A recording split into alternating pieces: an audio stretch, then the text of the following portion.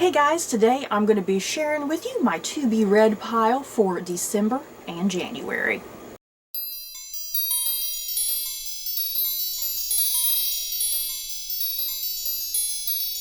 So, before I head into my TBR for December and January, let's talk about my previous TBR. My previous TBR, as usual, went very well. I got things done. I actually got done like a little early, which is nice. I like to overcalculate a little bit, so that way I have a little bit of room, leeway room at the ends of every TBR if I need to squeeze out another book or two, But yeah, previous TBR went great. I think for the most part, some really high highs, not too many lows in the pack that I read. And yeah, as always, I will eventually get to video reviews. But I do have all of my reviews. When I do finish a book, I immediately do a review on Goodreads. So all my reviews are already up on Goodreads for everything I've read. But yeah, stay tuned for video reviews because they will come eventually. So, first up, to conclude with my year of rereading. You guys, I have made it through all 12 months with my year of rereading. That was a big goal that I wanted to do this year because I just haven't been rereading anywhere near as much as I used to, because now I just buy so many books because I can, and when I was younger I used to just reread all the time, and I just don't do that often anymore. So my big goal for this entire year was to reread a book every single month of the year. And I have done it. Yay. So yeah, for December, my final book for my year of rereading project is The White Russian by Tom Bradby. And this is a book that I have read numerous times. I freaking love this book. Let me read the synopsis to you, because me probably just telling you about it ain't gonna do this book justice. So yeah, we take place in St. Petersburg, 1917, yes. We're following a man named Sandro. He is the city's chief police investigator, and he returns to St. Petersburg from exile in Siberia only to be assigned a grisly case. The bodies of a young couple found on the ice of the frozen river. Is it the Neva or the Neva? Someone who's Russian, let me know. Is it Neva or Neva River? So yeah, these bodies have been found on the river, just outside the Tsar's winter palace.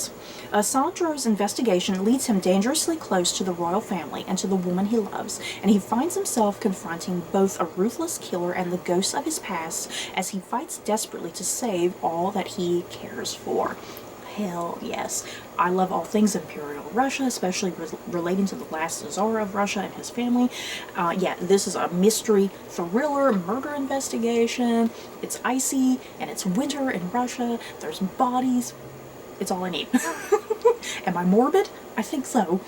So moving on from that, I also want to continue trying to catch up on a bunch of Disney-themed books, because I have a lot of various Disney books just piling up and I need to get through them. Once again, I think I'm weird. Maybe I own too many Disney books. I don't know. But yeah, first up is going to be this book right here. It's called Evil Thing. As you can see, Cruella de Vil is on the cover.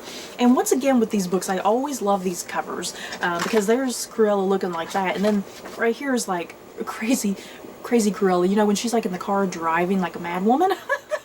That's what it looks like, is from that scene. So yeah, there's that. And I've said this several times over the last several months when I've been reading this series, because this is part of the Villains series. These books are not very good, you guys, let's be real. This series is not very good. But I mean, I've bought them all. I've pretty much bought all these books, and I just plan on getting through them as best I can. And I mean, they're tiny as well. They're very, very tiny books, so it's nice to kind of just, especially when you're doing like your 50 book challenge on Goodreads. This is a good way to quickly get through your 50 book challenge, because it's so tiny and I can get through it in just a couple days. So yeah, not a very good book series, but it's still Disney and I still like it, weirdly enough. I don't know what that says about me. Now, moving on to a Disney series that I absolutely do love is the Twisted Tales series, and this is Straight On Till Morning by Liz Braswell, and all of these twisted tales ask a, a what if sort of scenario. So this particular book is asking, what if Wendy first traveled to Neverland with Captain Hook? Ooh, so what if she first went there with Captain Hook and not Peter Pan? Interesting. Will that make her a villain? Who knows? I don't know. I'm very curious to find out.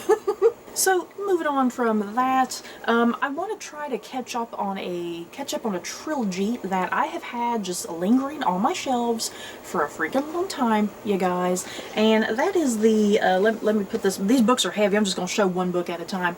That is the Nevermoor Trilogy. This is a trilogy that's young adult. And when was this first published? I feel like this is a fairly old young adult trilogy. Let me look and see what the date is. 2010, it looks like. So yeah, this is like a good decade old. This trilogy, like I said, I have had this trilogy lying around on my shelves for a very, very, very, very, very long time. Because when I first started my BookTube channel, a lot of the first booktubers that I was discovering, it was all people that primarily just did young adult fiction. So when I first started my BookTube channel, I was kind of finding myself buying a lot of young adult fiction, and then it kind of started occurring to me that I was like, I'm being recommended a lot of these young adult books, and young adult fiction is not entirely my genre. I'm very, very picky about it because my favorite genres are definitely like historical fiction and fantasy. Now, yeah, I do love a good young adult book every so often, but yeah, I prefer just more classic stuff, more adult stuff, So, yeah, this Nevermoor trilogy has been lying on my shelves forever, but I still want to read it since I bought them, see if they're any good, I have a feeling this trilogy is going to be very dated, but yeah, I can tell you why I initially gravitated towards this, because there is like Edgar Allan Poe influences in this trilogy, and that's what attracted to me initially. So yeah, I'll kind of read the synopsis of this first book first. Cheerleader Isabel Lanley is horrified when she is paired with Varen Nethers for an English project. Cold and aloof, sardonic and sharp-tongued, Varen makes it clear he'd rather not have anything to do with her either. But soon Isabel finds herself making excuses to be with Varen. Steadily pulled away from her friends and her possessive boyfriend, Isabel ventures deeper and deeper into the dream world Varen has created through the pages of his notebook, a realm where the terrifying stories of Edgar Allan Poe come to life. As her world begins to unravel around her, Isabel discovers that dreams, like words, hold more power than she ever imagined, and that the most frightening realities are those of the mind. Can she save Varen from the madness taking hold of him, or will they both be consumed by the shadows of his nightmares? So yeah, as you can see, there are some like darkly twisted Edgar Allan Poe influences in there. This is not like a retelling, I don't think, of like Edgar Allan Poe stories. I think it's just kind of influences, like I said. So yeah, that's kind of why I picked up this trilogy. I don't know if it will be any good, but I'll try it. If it's not very good, I mean, I could just sell them back. It's no problem selling them back. I'll make a little bit of money back from them. But yeah, this first book is Nevermoor. And then I believe the second book is called Enshadowed. And then the third book is Oblivion. The good news is I didn't buy any of these books full price. That way if they do suck and it's not for me, I didn't buy any of them full price. I got them pretty cheap. But yeah, I'm hoping I'll still kind of like these. Maybe it'll be reminiscent of early young adult, especially something like Twilight, because I'm definitely getting like some Twilight vibes from this trilogy, and I do love Twilight, you guys. Back when Twilight came out, I was a fan of Twilight. I'm not ashamed to say that. Next up, let's get back on track to the type of fiction I do enjoy, you guys, and that's going to be The Valley of Amazement by Amy Tan. I love Amy Tan. I think I've only maybe read one or two books from her, but I do love her writing. So yeah, And this is Shanghai, 1912. I'm sold right there.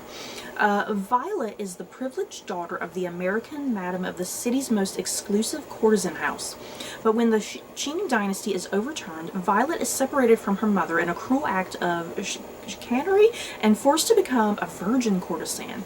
Half Chinese and half American, Violet grapples with her place in the worlds of East and West until she is able to merge her two halves, empowering her to become a shrewd courtesan who excels in the business of seduction and illusion, though she still struggles to understand who she is.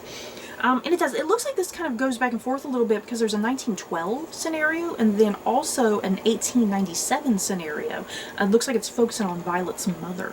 So yeah, this sounds great, you guys. Taking place in Asia, following courtesans. It definitely has like a very Memoirs of a Geisha sort of vibe to it, and I am a huge fan of Memoirs of a Geisha. So this kind of has a bit of a vibe like that, I feel like. So yeah, definitely can't wait to get to this.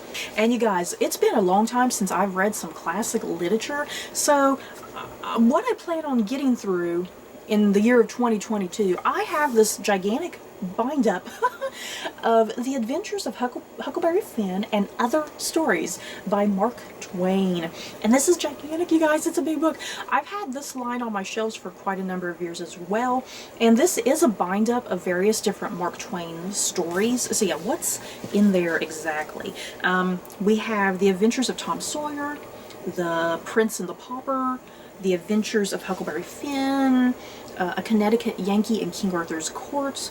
And I wish that this had Joan of Arc in it as well, because I've always wanted to read Mark Twain's Joan of Arc, so I wish this could have included that as well.